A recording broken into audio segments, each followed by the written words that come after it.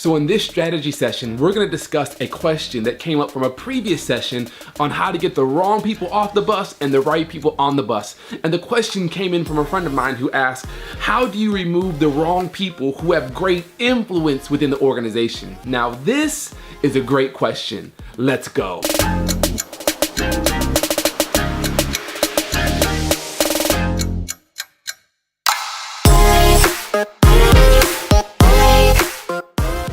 Hi guys, Seth here from Bridge Solutions, and today I will be your strategy navigator, helping you bridge the gap between where you are and where you want to be. And I want to welcome you to this strategy session. Now on this channel, we review proven church growth strategies that will help your church or your organization go to the next level. So if you're new here, I would love for you to subscribe. Now in strategy session 5, which you can access at the top of this video, a friend of mine asked the question, I would love a part 2 to this video on the practical how to remove the wrong people who have great influence within the organization. Now, this is a great question, and I just want to start by saying that if you see that they're the wrong person, I guarantee you that other people also see that they're the wrong person. The issue is that no one's been willing to pull the trigger, and that's probably because of how much influence this person has. No one wants to get close to the situation. No one wants to get their hands dirty, but that's where you come in, the leader. You come in riding on your white horse, and you say, don't worry, everybody, I'm here. The leader has arrived. I will deal with this situation. Now, I want to say that no matter what industry you're in, whether it's a church or a nonprofit or healthcare or school district or a big business, small business, everyone has people in the wrong places. And a lot of us have experienced times when those people who are in the wrong places are actually individuals of great influence. So if you find yourself in this situation, I want to let you know that you're not alone. In fact, I was just talking to a high-level executive last week, and he was sharing with me that he's in pretty much the exact same situation. There's an individual in his organization that has been there a long time. They have family and friends there. They have a lot of influence, but it's becoming increasingly clear that this individual is in the wrong place and doesn't belong in this organization.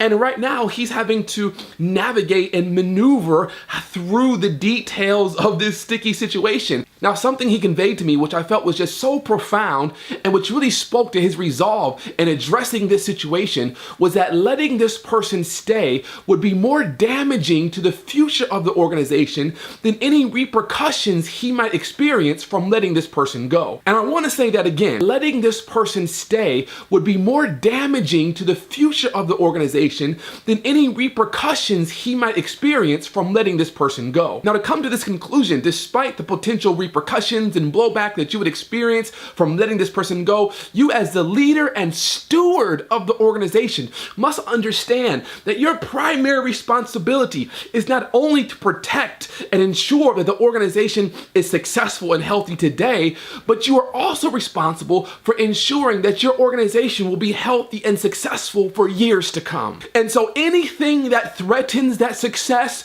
you as the leader must be willing to address it, mitigate it, confront it, and deal with it. Now, I want to say that when you're dealing with an employee who's in this situation, you really have to consult with your HR department because there are employment laws for each state and the states vary. I don't want you to take what I'm saying and run with it. You really have to consult with the professionals in your area when it comes to employment law. Now, when dealing with volunteers on a church or nonprofit level, it's a little bit different. And so I just want to give you some practical steps that will help you navigate through this potentially sticky situation. Now, the first thing you must do is be willing to engage in crucial conversation. Now, a crucial conversation is when the stakes are high, emotions run strong, opinions vary, and the outcome will greatly impact their life. Now, I'll never forget when I was in a similar situation. There was an individual, and we recognized that, man, this person really is in the wrong seat. We all loved them. We all cared for them. They've been a part of our church for a long time, and it was just becoming increasingly clear that, we need to go in a different direction for this particular position. And I'll be honest with you, I kind of botched it up just a little bit. Rather than having that crucial conversation with them, I, at the time, was a little bit more passive and didn't want to have that tough, uncomfortable conversation. And so what I essentially did was just raised the bar of what I was expecting from them so high that I knew they wouldn't be able to meet it, and eventually they resigned. And I'll be honest with you, I should have done it differently. The situation was a little messy. It dragged on for longer than what it needed to drag on for. Their dignity was not protected in the process, and it was just bad leadership. There's no other way I can say it. So in this conversation, you really just have to sit them down and you have to say, hey, I want to let you know that we really appreciate you. However, this is what we've noticed. Like, this is what we really need from you in order for this organization to go forward.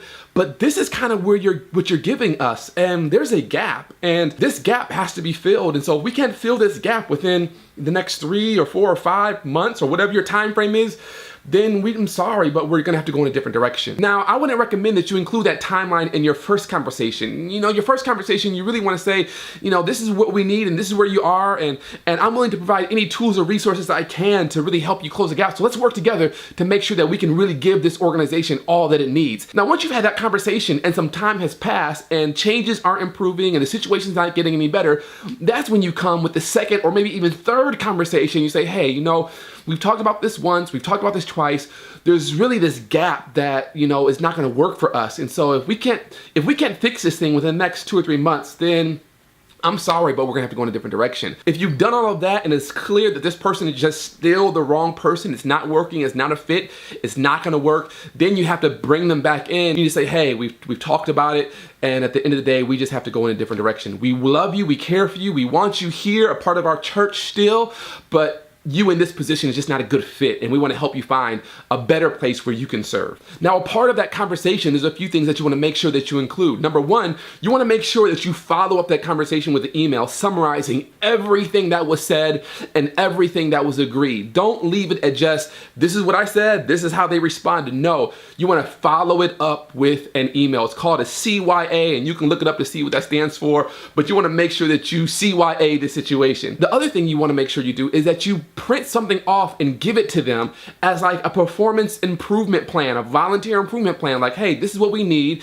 and for the next 90 days, we're gonna be working to accomplish these goals, so that they have something in their hand, a tangible plan they know that they're on. The third thing I would recommend is that you not have this conversation by yourself. You really wanna have someone else in the organization or in the church that you really respect or that they really respect, who understands the nuance of the situation. Now, there's a few other things that you really want to remember when you are in the process of removing someone from a position of great influence. You really want to make sure that you understand the climate of your organization. This is what I call organizational intelligence. Is this the right time, and is this the right fight? Now, I want to tell you that having organizational intelligence is not about you playing politics. No, it's just about you being smart. If you're trying to launch a major initiative and remove this person with great influence at the same time, well, the reality is that an organization can really only handle so much change at one time. So you really have to have a high level of organizational intelligence and ask yourself, is this really the right time?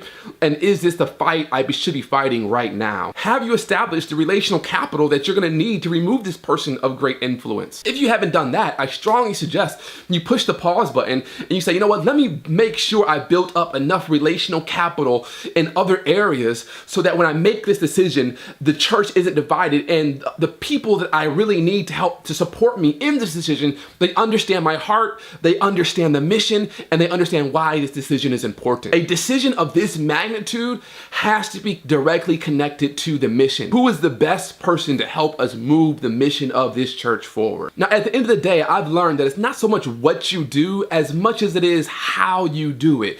People want to know that you care about them. Now, just because I care about you doesn't mean I'm willing to compromise the integrity of the organization or somehow trade in its future success for present stability. No, I'm not going to compromise on that. In the decisions that I make, I'm going to make sure that I over communicate that I love you, I care about you, I want you here, but we just have to find a better position for you. Now, I guarantee you there's going to be people who are upset, but that's okay. That's kind of a part of leadership. You're never going to be in a situation where everyone agrees with you all of the time. So do everything that you can to honor and respect those that God has called you to lead, while at the same time honor and respect the calling that God has placed on your life, which is to lead. Some people will be mad, but that's okay. They were mad at Jesus, they were mad at Moses, so you're in good company. As long as you know that at the end of the day, the decision that you made was with integrity and was in alignment with the mission and the values of the organization. Listen, this was a great question. I hope my answer helped. I would love to hear from you, so please, if you've ever been in a situation similar, go ahead and leave a comment down below so that